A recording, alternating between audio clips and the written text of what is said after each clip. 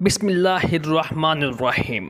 السلام علیکم محترم ناظرین کرام، آج کی ویڈیو میں ہم آپ کو بتائیں گے ایسی عورتوں کے بارے میں جن کی وجہ سے گھر میں جلد غربت آ جاتی ہے۔ نمبر 1، ناپاکی کی حالت میں کھانا کھانے والی عورتیں۔ محترم دوستو، اللہ تعالیٰ نے صفائی کو نصف ایمان قرار دیا ہے۔ ایسی عورتیں جو ناپاکی کی حالت میں کھانا کھاتی ہوں یا کھانا بناتی ہوں، ان کی وجہ سے گھر میں غربت جلد آ جاتی ہے۔ محترم دوستو، اسلام نے عورتوں کو ناپاکی کی حالت میں کام کاج کرنے کی چھوٹ دی ہے۔ شریعت مطہرہ اس کی اجازت دیتی ہے، لیکن یہاں پر ان عورتوں کی بات ہو رہی ہے جو جان بوجھ کر غسل جنابت کو ترک کرتی ہیں یا اس کو دیر سے کرتی ہیں۔ مردوں اور عورتوں دونوں کو اسی لیے غسل جنابت جلدی کرنا چاہیے۔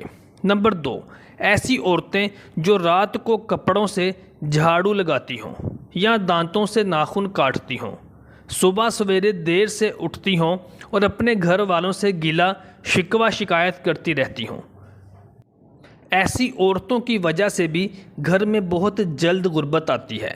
نمبر 3، ایسی عورتیں جو سسرال میں کم رہتی ہوں اور اپنے میکے میں زیادہ وقت گزارتی ہوں۔